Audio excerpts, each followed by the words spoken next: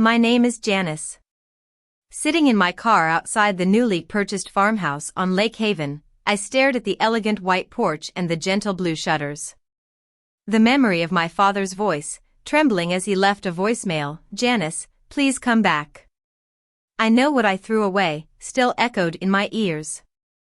This was the farmhouse my mother had dreamed of, with a porch swing, and my father had fancied a workshop in the detached garage. But for me, it represented a hard-won clarity rather than the warm family bond one once hoped for. It all started when I received a voicemail from my father, Henry.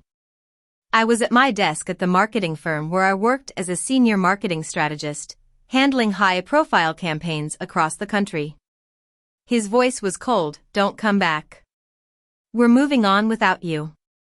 I played it twice, thinking I must have missed something crucial. There was no explanation, just a sudden end to our relationship. I texted back a simple okay. I grew up in a middle-class family.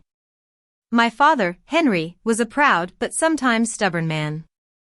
He worked in a local factory for most of his life. My mother, Lily, was a kind-hearted woman, often too eager to keep the peace. My elder sister, Grace, was charming on the surface but had a manipulative side that I was only starting to fully understand. Over the years, I had become the family's problem solver. When my father had a back injury and couldn't work overtime, I used my savings to pay off some of their debts. When medical bills piled up, I set up a family trust to ensure the money I was putting aside for their future wouldn't be squandered. And when my mother mentioned they wanted a small house for retirement, I planned a townhouse purchase in a nice neighborhood. I put down the down payment of $200,000, used my credit, and would retain ownership until they paid me back. Grace, on the other hand, was all talk. She'd offer her opinions and give emotional speeches but contributed nothing substantial. She had a knack for showing up after I'd done all the hard work and acting like she was an integral part of the solution. I ignored her behavior for a long time, thinking my competence was enough. After that fateful voicemail, I acted quickly. Before my coffee got cold, I locked the family trust. By lunchtime, I canceled the townhouse deal. And by dinner, I sealed the shared support account. The next morning, there were 46 missed calls. One was from an estate attorney, Mr. Thompson, saying, "We have a serious problem." For the first time in years, I laughed without guilt. If my father wanted a future without me, he'd see what that was like. My mother started texting me in the morning, saying I was overreacting and that nobody meant it the way it sounded. By lunch, I realized Grace had been spreading a false narrative.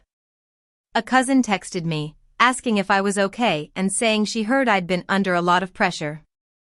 An old family friend emailed, hoping I wasn't making hasty decisions due to burnout. The language was too polished, and I knew Grace was behind it. She was telling people I had changed, become controlling, and wasn't thinking clearly. That night, Grace texted me, "I hope you're proud of yourself." It was full of venom. I didn't reply right away. Instead, I dug into old documents and started piecing together the timeline.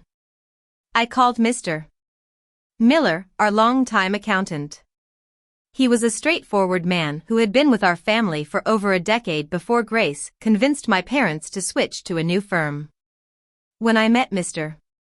Miller the next afternoon, he looked at the trust paperwork and asked, "Did someone recently suggest your approval role would end?" I was shocked and asked why. He said, "3 weeks ago, I received an inquiry about what would happen if the main contributor became unreliable or emotionally compromised." I felt a chill run down my spine. 3 weeks before the voicemail, someone was already trying to get around me. It didn't take a genius to figure out it was Grace. An accidental discovery from the real estate agent handling the townhouse confirmed my suspicions.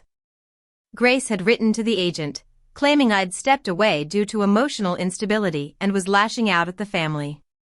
I forwarded the full thread to my attorney and then to Mr.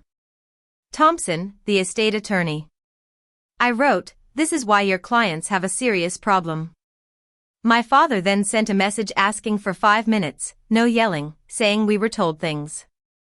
I agreed to meet the next day at 7, instructing everyone to bring every version of the story they'd been told, and I'd bring the documents. When I walked into my parents' dining room that evening, it felt like a funeral.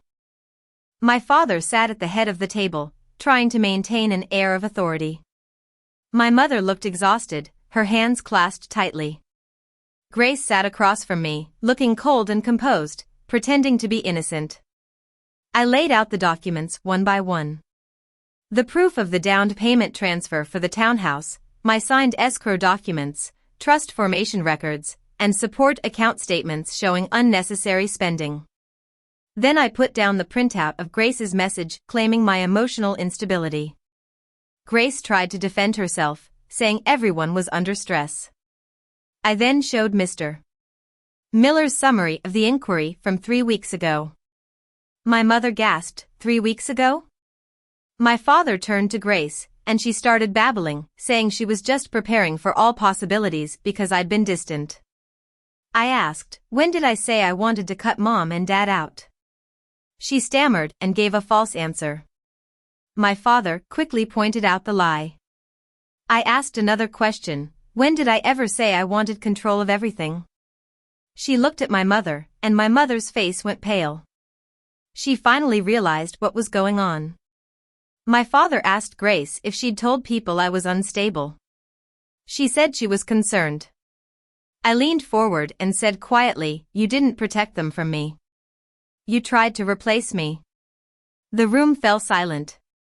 Grace then started to change her tune, saying she was being made a villain for trying to hold the family together. She said I'd made everyone feel small because I handled the money and planning. She even said, maybe none of this would have happened if I was easier to love.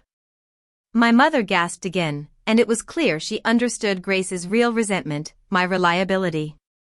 My father stood up angrily, did you tell me my daughter wanted us ruined? Did you tell me she said we were dead weight? Grace started crying, but it seemed so calculated. She reached out to my mother, but my mother stepped back. My father asked Grace to leave. She refused at first, but after a second, stronger demand, he called her husband, Tom. Tom arrived 15 minutes later, looking like he already knew his marriage was built on lies. He took Grace home, and she said at the door, this wasn't over. As soon as the door closed, my mother started to cry for real. My father looked at me and said, I was wrong. I let someone else tell me who my daughter was. He then asked what it would take to fix things. I knew forgiveness wasn't the answer. I gave them clear, legal terms. The townhouse would be solely in my name, but they'd have notarized lifetime residency rights. The trust would be rebuilt with stricter rules and a clause excluding anyone who tried to manipulate it. Grace would be completely cut out of any future financial arrangements. The support account would be closed, and I'd pay for agreed upon essentials directly. My father agreed quickly. My mother cried when she saw Grace's exclusion clause, but signed anyway. 3 days later, Mr. Thompson filed the revised trust documents. 2 days after that, I re-entered the townhouse purchase on my terms. Grace found out through public records and started calling and texting me, accusing me of stealing her family. I saved the messages and sent them to my attorney. Tom filed for separation a few weeks later. Relatives stopped believing Grace's stories as the facts came out. In the end, Grace was left renting a small apartment alone, shut out of the family finances. My father's voicemail asking me to come back made me realize that being invited back wasn't the same as belonging. I did come back, but as the one who set the rules, ensuring that I'd never be pushed out again. The farmhouse on Lake Haven was a symbol of my new-found control and the boundaries I'd set in my family relationships.